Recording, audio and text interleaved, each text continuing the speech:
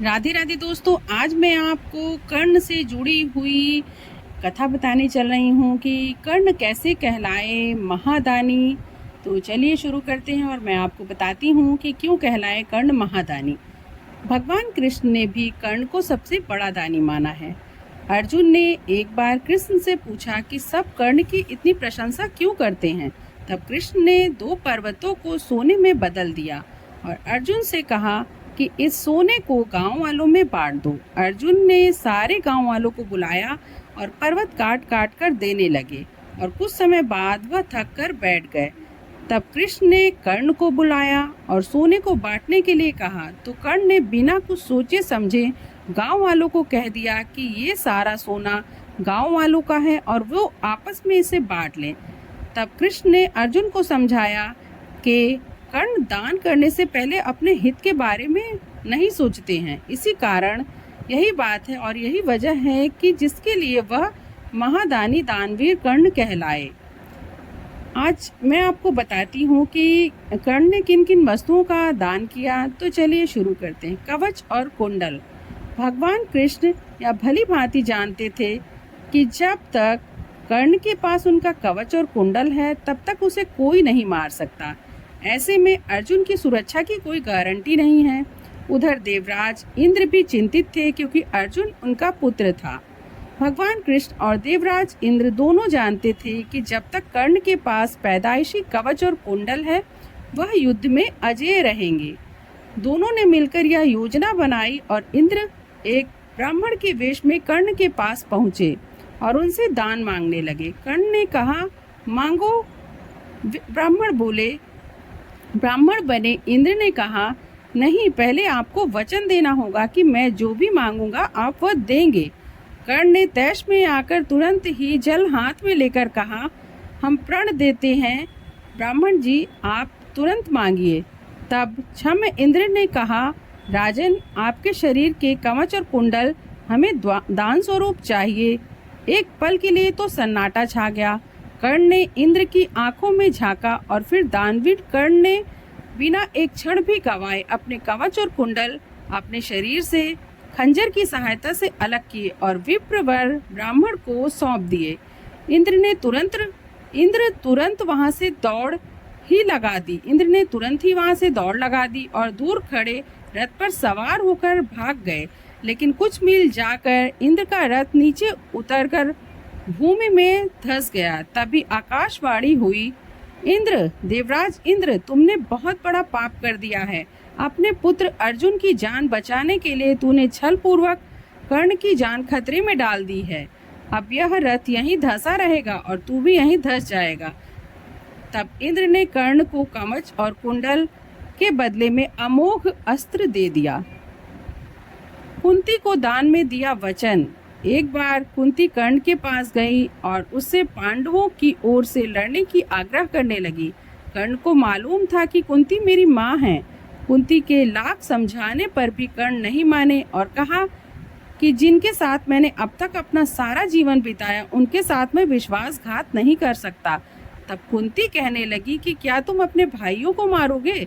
इस पर कर्ण ने बड़ी ही दुविधा की स्थिति में वचन दे दिया कि माते, तुम जानती हो कि कर्ण के यहाँ याचक बनकर जो भी आता है वह खाली नहीं जाता। अतः मैं तुम्हें वचन देता हूँ कि अर्जुन को छोड़कर मैं अपने भाइयों पर कोई भी अस्त्र नहीं उठाऊंगा। यौवन भी दान में दे दिया। एक बार कर्ण ने अपना यौवन ही दान में दे दिया। कथा के अनुसार एक बार की बात है कि दुर्योधन के महल पर भगवान नारायण स्वयं ही ब्राह्मण के वेश में पधारे और दुर्योधन के भिक्षा मांगने लगे। दुर्योधन के द्वार पर आकर एक ब्राह्मण ने अलख जगाई, नारायण हरि भिक्षाम देहि।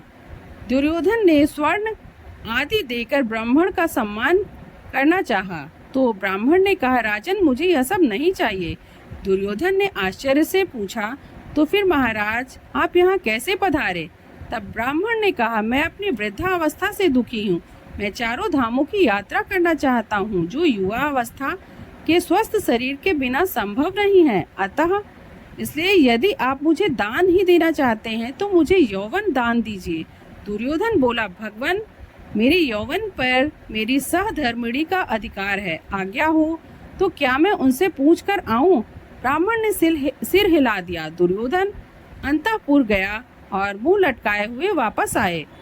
ब्राह्मण ने दुर्योधन के उत्तर की प्रतीक्षा नहीं की, वह खुद ही समझ गए और वहां से चले गए। उन्होंने सोचा अब महादानी कर्ण के पास चला जाए। कर्ण के द्वार पहुंचकर ब्राह्मण ने अलख जगाई, भिक्षाम देहि। कर्ण तुरंत राज द्वार पर उपस्थित हुआ। विप्रवर, मैं आपका क्या अभीष्ट करूं? विप्र ब्राह्मण ने दुर्योधन से निवेदन किया था, वही निवेदन उन्होंने कर्ण से भी कर दिया। कर्ण उस ब्राह्मण की प्रतीक्षा करने की विनय करके अपनी पत्नी से परामर्श करने अंदर चले गए, लेकिन पत्नी ने कोई ना नुकुर नहीं की। वह बोली, महाराज, दानवीर को दान देने के लिए किसी से पूछने की आवश्यकता नहीं पड़नी चाहिए। आप उस ब्राह्मण को निसंकोच यौवन दान कर दें। कर्ण ने बिना विलंब किए यौवन दान की घोषणा कर दी। तब विप्र के शरीर में स्वयं भगवान विष्णु प्रकट हो गए, जो दोनों की परीक्षा लेने गए थे। सोने के दांतों का दान। कर्ण दान करने के लिए बहुत ही प्रसिद्ध हैं। कहते हैं कि जब युद्ध क्षेत्र में आखिरी सांस ले रहे थे तो भगवान कृष्ण ने उनकी दानशीलता की परीक्षा लेनी चाहिए। वे गरीब ब्राह्मण बनकर कर्ण के पास गए और बोले कि तुम्हारे बारे में काफी सुना है, तुमसे मुझे अभी कुछ उपहार चाहिए। कर्ण ने उत्तर में कहा, आप जो चाहो ये मांग लीजिए। ब्राह्मण ने सोना मांगा। कर्ण ने कहा कि सोना तो उसके दांतों में है, आप इसे ले सकते हैं। ब्राह्मण ने जवाब दिया कि मैं इतना कायर नहीं हूँ कि तुम्हारे दांत तोड़ूं। कर्ण ने तब एक पत्थर उठाया और अपने दांत तोड़ दिए। ब्राह्मण ने इसे भी लेने से इनकार करते हुए कहा कि खून में सना हुआ या सोना वह नहीं ले सकता। कर्ण ने इसके बाद एक बाण उठाया और आसमान की तरफ चलाया। इसके बाद बारिश होने लगी और दांत धुल गए। कृष्ण ने ली दान की परीक्षा। जब महाराज युधिष्ठिर इंद्रप्रस्थ पर राज करते थे तब वे काफी दान आदि करते थे। पांडवों को इसका अभिमान होने लगा। भीम और अर्जुन ने श्री कृष्ण के समक्ष युधिष्ठिर की प्रशंसा शुरू की कि वे कितने बड़े दानी हैं, लेकिन कृष्ण ने उन्हें बीच में ही टोककर कहा, हमने कर्ण जैसा दानवीर नहीं देखा। पांडवों की यह बात पसंद नहीं आई। तब कृष्ण ने कहा कि समय आने पर मैं यह सिद्ध कर दूंगा। कुछ ही दिनों के बाद एक याचक युधिष्ठिर के पास आया और बोला, महाराज, मैं आपके राज्य में रहने वाला एक ब्राह्मण हूँ और मेरा व्रत है कि मैं बिना हवन किए कुछ भी नहीं खाता पीता। कुछ दिनों से मेरे पास यज्ञ के लिए चंदन की लकड़ी नहीं है। यदि आपके पास हो तो मुझ पर कृपा करें, अन्यथा हवन तो पूरा नहीं हो पाएगा। मैं भी भूखा प्यासा ही मर जाऊंगा।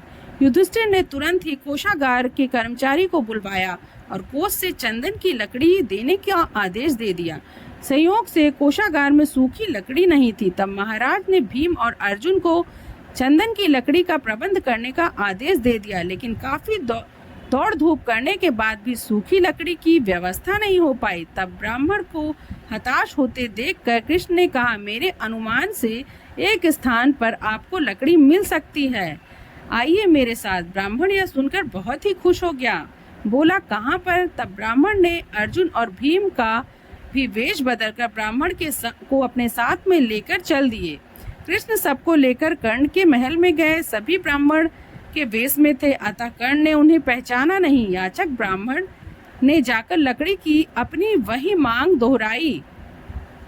कर्ण ने भी अपने भंडार के मुखिया को बुलाया और सूखी लकड़ी देने को कहा, परंतु वहां पर भी सूखी लकड़ी नहीं थी। ऐसे में ब्राह्मण निराश हो गया।